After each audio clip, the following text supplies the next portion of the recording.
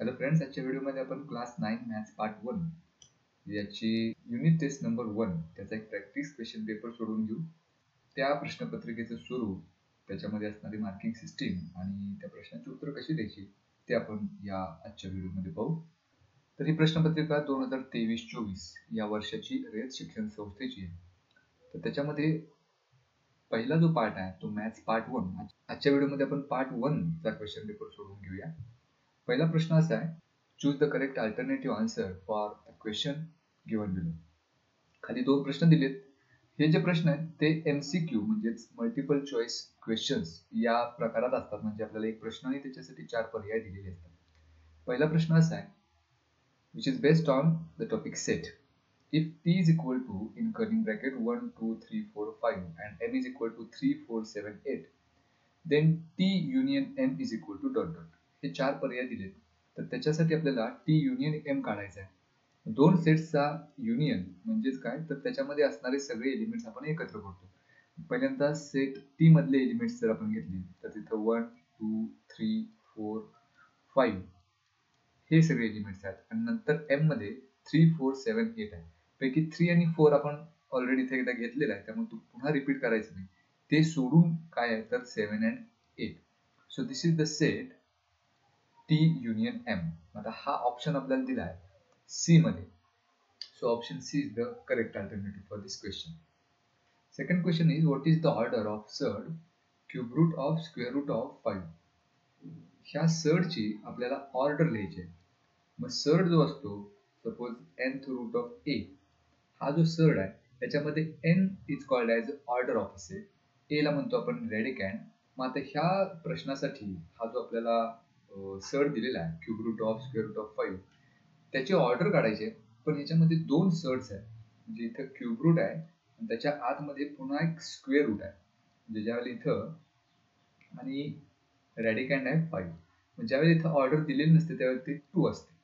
तर क्यूब रूटच्या मध्ये square route आहे, याचा अर्थ हे जर एकच आपण साइन घेतलं आणि त्या ऑर्डरचा जर गुणाकार केला तर हे इक्विव्हॅलेंट होईल 6 रूट ऑफ 5. म्हणजे cube root of square root of 5 म्हणजेच काय, 6 रूट ऑफ 5. म्हणजे हा जो सर्ड आहे त्याची ऑर्डर होईल 6, जे आपल्याला दिले ऑप्शन सी मध्ये. So option C is the correct alternative. Okay, question number 1B. आता ह्यातला प्रत्येक सब क्वेश्चन एक एक मार्काला आहे. The first question is simplify the surd. तर ह्या पहिल्या प्रश्नाचं अगोदर आपण उत्तर मिळूया की आपल्याला एक सर्ड दिला आहे root 27. We have to simplify, that is we have to write the simplest form of it's.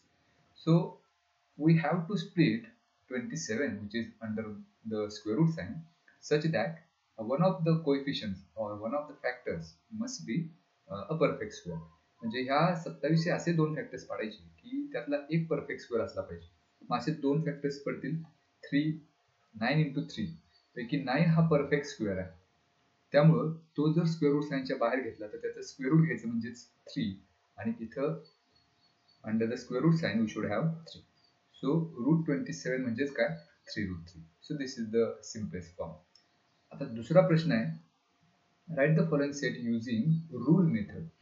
हा जो सेट आहे A, हा आपल्याला लिस्टिंग मेथडने दिला आहे. याचा अर्थ याच्यामध्ये ही अक्षर दिलेली आहेत DIVSOM.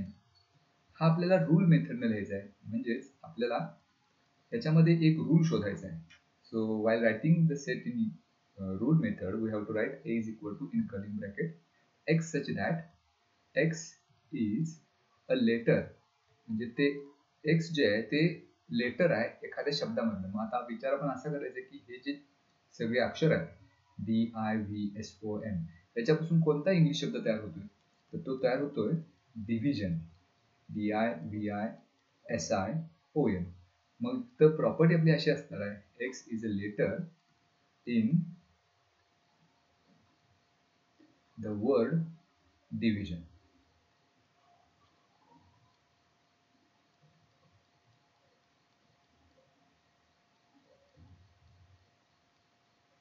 So this is rule method. म्हणजे सेम परीक्षेमध्ये समजा याच्याऐवजी दुसरी जर काही लेटर्स दिली तर त्या लेटर्स पासून कोणता शब्द तयार होतो ते पाहायचं आणि त्या पद्धतीनं हा सेट आपण रूल मेथडने लिहू शकतो. Question number 2A, complete the following activity. ही एक ऍक्टिव्हिटी आहे 2 मार्कासाठी. आपल्याला पूर्ण उदाहरण सोडून दिले, फक्त आपल्याला त्याच्या रिकाम्या जागा आहेत त्या भरायच्या. Question is multiply square root of 50 into square root of 18. आता दुसऱ्या स्टेपला स्क्वेअर रूट ऑफ 15 चे फॅक्टर्स पाठवले. मग आता 50 चे दोन फॅक्टर्स असे करायचे की त्यातला एक फॅक्टर 2 असेल. मग इथं दुसरा जो फॅक्टर असणार आहे तो 25 असणार आहे, बिकॉज 25 इंटू 2 50. 18 चे फॅक्टर्स 9 इंटू 2 दिलेलेच आहेत. आता ह्या पहिल्या सड मध्ये जर 25 आपण स्क्वेअर रूट साइनच्या बाहेर घेतले तर त्याचा स्क्वेअर रूट येईल, जो 5 इथं घेतलेला आहे बाहेर, आणि मग रॅडिकल साइन मध्ये शिल्लक राहील 2. So the number would be 5 root 2. त्याच पद्धतीने इथं सुद्धा 9 हा परफेक्ट स्क्वेअर आहे, तो जर स्क्वेअर रूट साइनच्या बाहेर घेतला तर त्याचा स्क्वेअर रूट घ्यावा लागेल, म्हणजेच 3. So 3 root 2. आता इथं रूट 2 इंटू रूट 2 ह्याचा जर वेगळा गुणाकार केला तर तो रूट 2 चा स्क्वेअर मिळतो. आणि रूट 2 चा स्क्वेअर म्हणजे काय, हा स्क्वेअर आणि स्क्वेअर एकमेकाला निघून जाईल, शिल्लक राहील 2. त्यामुळे ह्या दोन्हीचा गुणाकार 2 इथं लिहिलेलं आहे. राहिलं काय आता, तर त्या स्क्वेअर रूट साइनच्या बाहेर ज्या संख्या आहेत 5 आणि 3 यांचा प्रोडक्ट घ्यायचा. 5 into 3 15. So 15 into 2, final answer is 30. So this is how we can complete the activity given. अशा पद्धतीने ही ऍक्टिव्हिटी आपल्याला पूर्ण करायची असते. प्रत्येक आता ह्या ऍक्टिव्हिटी मध्ये एकूण 4 रिकाम्या जागा आपल्याला भरायच्या होत्या आणि प्रश्न आहे 2 मार्काला. याचा अर्थ त्यातली प्रत्येक रिकामी जागा अर्ध्या मार्काला असते. त्या पद्धतीने आपल्याला जर समजा यातल्या 3 रिकाम्या जागा बरोबर असतील तर त्यातले 1.5 मार्क आपल्याला मिळतील. अशा पद्धतीने ही ऍक्टिव्हिटी त्याचं मार्किंग डिस्ट्रीब्युशन असतं. पुढचा प्रश्न, क्वेश्चन नंबर 2B. आता हा क्वेश्चन आहे solve the following questions in 4, आणि 8 मार्काला तो प्रश्न आहे, तर प्रत्येक सब क्वेश्चन 2-2 मार्काला आहे. पहिला प्रश्न आपण सोडूया. A is equal to, one set is given. A is equal to, in curly bracket, 1 3 2 7, and the question is write any 2 subsets of A. याचे 2 सबसेट्स लिहायचे. मग सबसेट याचा अर्थ त्याला दुसरं काहीतरी नाव देऊया. आता सबसेट याचा अर्थ ह्या सेट मधले जे एलिमेंट्स आहेत ते यात आले पाहिजे. मग ह्यामधला कदाचित फक्त एकच एलिमेंट घेऊया. हा झाला याचा subset. So B is subset of A. हा एक झाला. दुसरा एक सबसेट लिहायचा आहे, आता 3 फक्त घेऊया. हे 2 झाले. हे 2च आपल्याला लिहायला सांगितले होते. आपण त्याच्याही पेक्षा जास्त लिहू शकतो. म्हणजे पुढचा जर सेट घेतला त्याच्यामध्ये फक्त 2 घेतला, किंवा आणखी एक सेट असा घेऊ शकतो ज्याच्यामध्ये 2 एलिमेंट्स घेऊ शकतो आपण, 1 3, because 1 3 these are the elements in set A, so E is a subset of A. F आणखी एक घेऊ शकतो ज्याच्यामध्ये 2 7 असे आपल्याला सेट्स एलिमेंट्स घेता येईल, किंवा आणखी एक असं घेऊ शकतो ज्याच्यामध्ये 1 3 2 असे एलिमेंट्स येतील. आपल्याला फक्त 2 विचारलेत, आपण असे भरपूर लिहू शकतो. So this is the answer of the first question. दुसरा बघू. Second question is solve modulus of 8 minus x is equal to 5.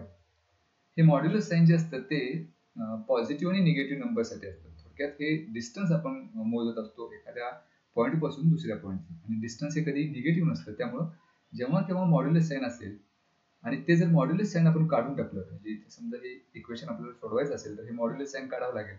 मग मॉड्युलस साइन जर लेफ्ट हँड साइडचं आपण काढून टाकलं तर राईट हँड साइडला जी काही व्हॅल्यू आहे त्याच्या दोन्ही व्हॅल्यूज पॉझिटिव्ह आणि निगेटिव्ह आपल्याला कन्सिडर करावे लागतील. आयदर इट इज +5 और -5. आता इथं हे इक्वेशन जर आपण सोडवलं तर 8 minus x is equal to, पहिल्यांदा +5 घेऊ, or the second possibility is 8 minus x is equal to -5. म्हणजे या प्रश्नामध्ये किंवा हे सॉल्व्ह करायला सांगितले म्हणजे याच्यामधले जे व्हेरिएबल आहे x त्याची किंमत आपल्याला काढायची. ह्याच्या 2 किमती आपल्याला मिळतील. आपण हे पुढे सोडूया. -x is equal to 5, हे +8 उजव्या बाजूला घेतले तर -8 होतील, और इथे सुद्धा -x is equal to -5, 8 जर त्या बाजूला घेतले तर -8 होतील. So -x is equal to 5 minus 8, that's -3, और -x is equal to -5 minus 8, दोन्ही निगेटिव्ह नंबर्स आहेत, त्यांची करायची बेरीज, इट वुड बी -30. आपल्याला -x ची किंमत नको आहे, x ची पाहिजे. मग इथे दोन्ही साइडचे निगेटिव्ह साइन काढून टाकूया, म्हणजे x ची व्हॅल्यू मिळेल 3, और x is equal to 30. तर ह्या दोन values. So this is the solution of the given equation. हा दुसरा क्वेश्चन. तर तिसरा क्वेश्चन बघूया. If n of a is equal to 15, n of a union b is equal to 29, n of a intersection b is 7, then what would be n of b? So we have the relation between union, two sets and their intersection. So we have to use that relation. So we have the relation among all these, that is n of a union b, म्हणजे यांचा जो union आहे that must be equal to n of a, that is number of elements in set A, plus n of b, that is number of elements in set B, minus n of a intersection b. Just you have to replace the values. N of a union b दिलेला आहे, it's 29, that is equal to n of a is 15, plus n of b we have to find it,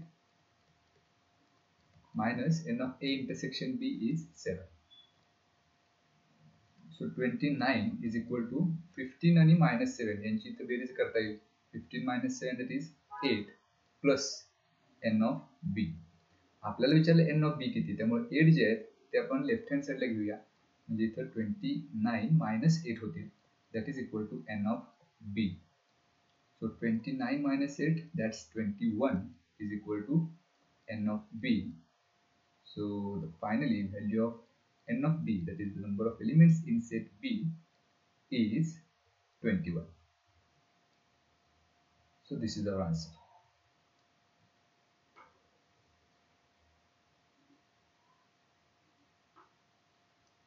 पुढचा question बघूया. चौथा question असा आहे, compare the pair of surds. हे दोन surds दिलेत आणि ते आपल्याला कम्पेअर करायचे. So first surd is 5 into root 5. हे जर कम्पेअर आपल्याला करायचं असेल तर ह्या दोन्ही सर्डच्या बाहेर ज्या संख्या त्या वेगवेगळ्या आहेत आणि आतमधले रॅडिकंड्स पण वेगवेगळे आहेत. आपल्याला हे दोन्ही अशा फॉर्म मध्ये लिहायचे आहेत की सर्डच्या बाहेर काही संख्या नसली पाहिजे. मग आता इथं पहिला जो सर्ड आहे 5 रूट 5 आहे. जर हे बाहेरचे 5 स्क्वेअर रूट त्यांच्या आत घेतले, कारण याची डिग्री काय दिलेली नाही, ऑर्डर काय दिलेली नाही, म्हणजे ती 2 आहे, म्हणजे तो स्क्वेअर रूट आहे. मग 5 चा स्क्वेअर रूट आतमध्ये घ्यायचा, which is 25, into हे 5 आहे तशीच, म्हणजे under root we get 25 into 5 125. तर दुसरा सर्ड आहे 7 रूट 2. इथे सुद्धा याच पद्धतीनं 7 जर स्क्वेअर रूट त्यांच्या आतमध्ये घेतलं तर त्याचा स्क्वेअर घ्यावा लागेल, that is 49, into 2, that is equal to under root 49 into 2 98. आता हे जे दोन्ही सर्ड्स आहेत, म्हणजे 5 रूट 5 म्हणजेच काय तर अंडर रूट 125 आणि 7 रूट 2 म्हणजेच अंडर रूट 98. आता हे जे दोन रॅडिकँड्स आहेत 125 आणि 98, त्यांची पहिल्यांदा कंपॅरिझन करूया. 125 आणि 98 याच्यामध्ये 125 इज ग्रेटर दॅन 98. मग त्याचा जर स्क्वेअर रूट घेतला आपण 125 चा, तर तो सुद्धा 98 च्या स्क्वेअर रूट पेक्षा मोठा असणार आहे. आता स्क्वेअर रूट ऑफ 125 म्हणजेच काय तर 5 root 5. So 5 root 5 must be greater than square root of 98 म्हणजेच काय 7 root 2, that's 7 root 2. So this is the comparison. या दोन दिलेल्या सर्ड्स मधला पहिला जो सर्ड आहे 5 रूट 5 हा दुसऱ्या सर्ड पेक्षा मोठा असणार. So this is how we can compare two given surds. पाचवा एक क्वेश्चन आहे, ज्यातले 4 सब क्वेश्चन आपल्याला सोडवायचे होते. तर हा पाचवा क्वेश्चन असा आहे, u इज इक्वल टू 1 2 3 7 8 9 10 11 12. हे काही एलिमेंट्स दिलेत आपल्याला.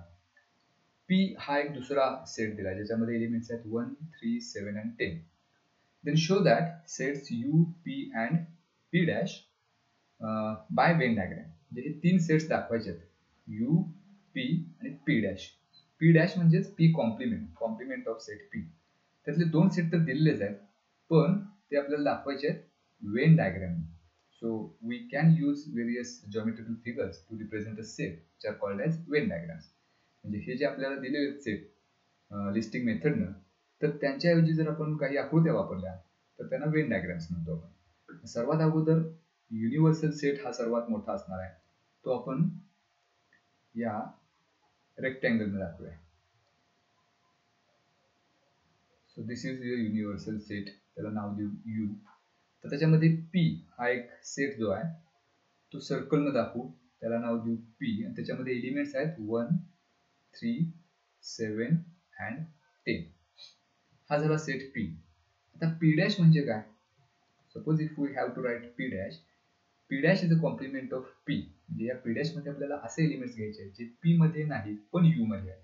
असे एलिमेंट्स कुठले? तर 1 काही घेता नाही कारण तो पी मध्ये आहे. 2 घेता येईल कारण तो पी मध्ये नाही, सो पहिला एलिमेंट 2 मिळेल. 3 घेता येणार नाही कारण तो पी मध्ये आहे. 7 ही घेता येणार नाही. 8, 9 घेऊ शकतो. 8, 9. 10 घेऊ शकत नाही कारण तो पी मध्ये आहे. 11, 12 घेऊ शकतो. 11 and 12. So this is set P dash by listing method. आता हेच आपल्याला कॉम्प्लिमेंट मध्ये दाखवायचे. त्याचा अर्थ हा पी चा कॉम्प्लिमेंट आहे, याचा अर्थ पी च्या बाहेर याचे सगळे एलिमेंट्स असणार.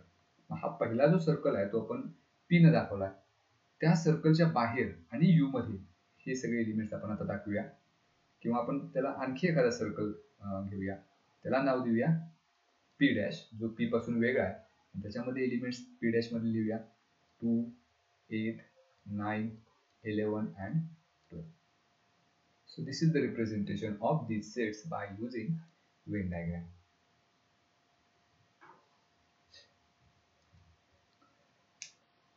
Okay, there is another activity based question. Complete the following activity which is for 3 marks. एक आपल्याला activity दिलेली आहे. Express the recurring decimal 15.8989 and so on in P by Q form. म्हणजे ही संख्या डेसिमल फॉर्म मधली P by Q form मध्ये लिहायची आपल्याला. त्याच्यासाठी ही ऍक्टिव्हिटी सगळी सोडवून दिलेली आहे. First step is let x is equal to. आता ही x इज इक्वल टू जो काही नंबर आपल्याला दिलाय डेसिमल फॉर्म मध्ये, त्याच्यासाठी x हे अक्षर घेतले. So x is equal to 15.8989 and so on. मग आता डेसिमल नंतर किती डिजिट्स पुन्हा पुन्हा रिपीट होतात किंवा रिकरिंग होतात, त्याच्यावर आपलं x ला कितीने मल्टिप्लाय करायचं हे अवलंबून असतं. म्हणजे एकच डिजिट होत असेल तर 10 ने मल्टिप्लाय करायचं, 2 असतील तर 100 ने, 3 असतील तर 1000 ने. आता ह्या प्रश्नामध्ये 15.89 म्हणजे हा जो ग्रुप आहे दोन संख्यांचा तो रिपीट होतोय, म्हणून we have to multiply it by 100. इथं 100 ने मल्टिप्लाय करूया. मग आता ह्या 15.89 ला 100 ने मल्टिप्लाय केलं तर डेसिमल 2 डिजिट पुढे जाईल, म्हणजेच ही संख्या मिळेल जी ऑलरेडी आपल्याला इथे दिलेली आहे. That is 1589.89 recurring. म्हणजे आता हे पुन्हा 89 रिकरिंग पुढे कंटिन्यूस असणार. आता काय करायचं, हे x ची व्हॅल्यू 15.8989, 100x ची व्हॅल्यू 1589.8989 यांची करायची सबट्रॅक्शन या दोन्हीची.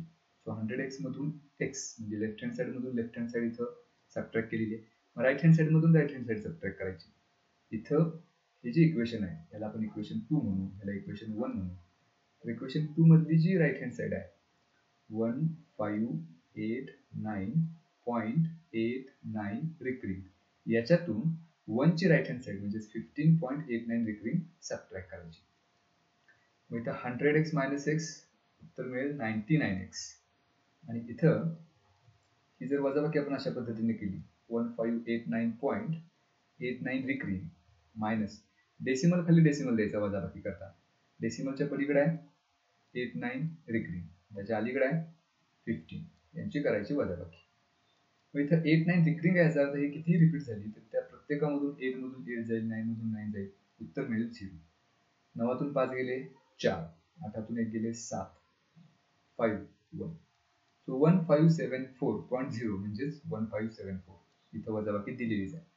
आता आपल्याला हे जे 99x आहेत ते उजव्या बाजूला घ्यायचे आहेत. म्हणजे x ची व्हॅल्यू आपल्याला अशी मिळेल, x इज इक्वल टू 1574 आहे तशीच डिवायडेड बाय 99 इंटू x आहेत. 99 जर आपण उजव्या बाजूला घेतलं तर छेदात जाते, त्यामुळे इथं या न्यूमरेटर मध्ये येईल 1574, डिनॉमिनेटर मध्ये येईल 99. So this is the activity. In this way we can complete it.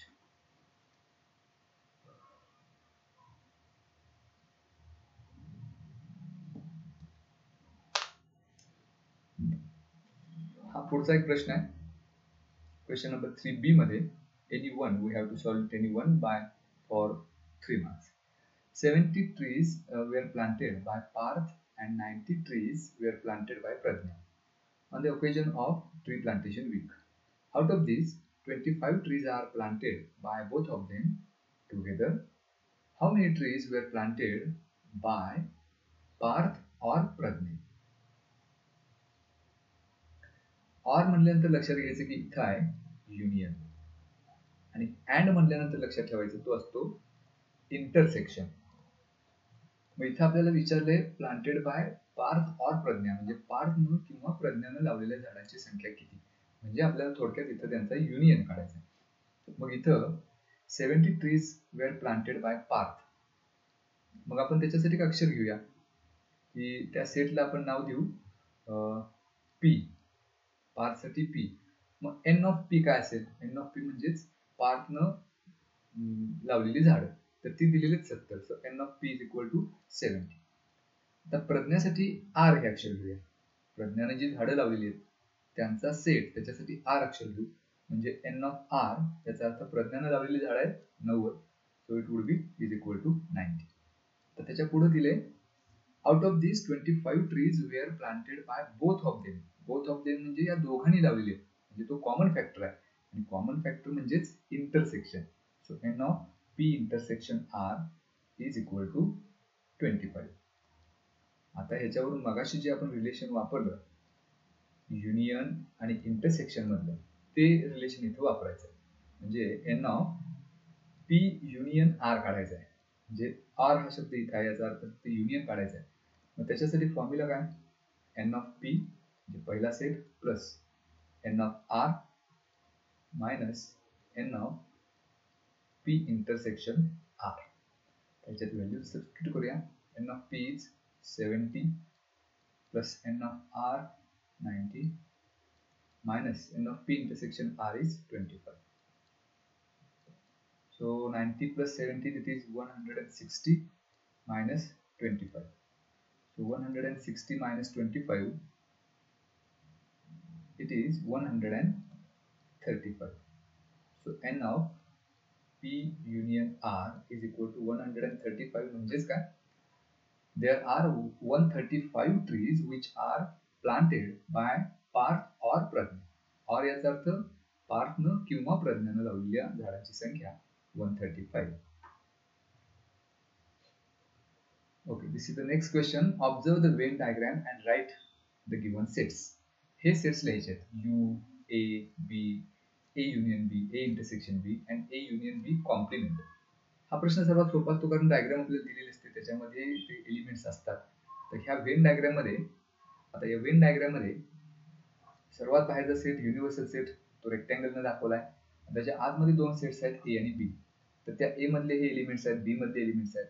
काही कॉमन आहेत ते इंटरसेक्शन मध्ये असणार आहेत, दोन्ही मिळून युनियन मध्ये असणार आहेत. तर त्या पद्धतीने आपल्याला आता हे सेट सगळे पूर्ण करायचे आहेत. त्यातला पहिला सेट पाहिजे आपल्याला यू. मग यू याचा अर्थ सगळे एलिमेंट्स, ह्याच्यातले सगळे एलिमेंट्स जर आपण एकत्र करत गेलो, पहिला सुरुवात 1 पासून करूया. 1 नंतर 2 आहे, 3 नंतर 4 क्रमाने लिहूया म्हणजे एखादा एलिमेंट चुकणार नाही. 4 नंतर 5 आहे इथं, 5 नंतर 6 कुठंच दिसत नाही त्यामुळे 6 घ्यायचं नाही. त्याच्यानंतर आहे 7, त्यानंतर 8, 9, 10, 11, 13. तर एवढे एलिमेंट्स आहेत. हा झाला सेट यू. तर दुसरा सेट लिहूया ए. ए म्हणजे ह्या सर्कलनं दाखवलेले सेट किंवा या सर्कल मध्ये असणारे एलिमेंट्स. या सर्कल मध्ये एलिमेंट्स कुठले कुठले आहेत इथे सुद्धा क्रमाने लिहूया. पहिला एलिमेंट 1, 2, 3, 5, 7 एवढेच एलिमेंट्स आहेत. 1, 2, 3, 5 and 7. So these are the elements in set ए.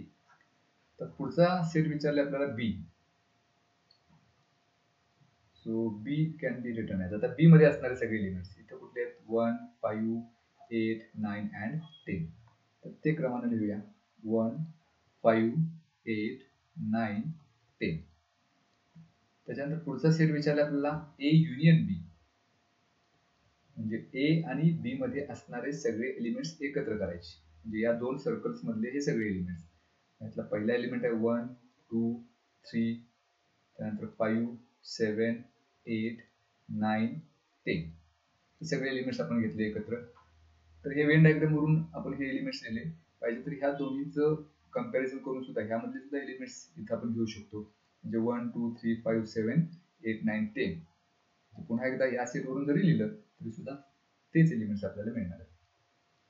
पाचवा सेट विचारला ए इंटरसेक्शन बी. इंटरसेक्शन म्हणजे कॉमन भाग. या दोन्ही सर्कलमध्ये एवढाच भाग कॉमन आहे. त्याच्यामध्ये एलिमेंट्स आहेत 1 and 5. आणि सगळ्यात शेवटी विचारलं आपल्याला सहावा set A union B complement. आता इथं ए युनियन बी सेट आपण लिहिला. त्याचा कॉम्प्लिमेंट शोधायचा म्हणजे काय? असे एलिमेंट्स जे ए युनियन बी मध्ये नाहीत पण यू मध्ये आहेत. मग असे एलिमेंट्स 3 दिसतात आपल्याला, 4 11 13. ते एलिमेंट्स एकत्र घेऊया, 4 11 13. So this is the last set A union B bracket dash.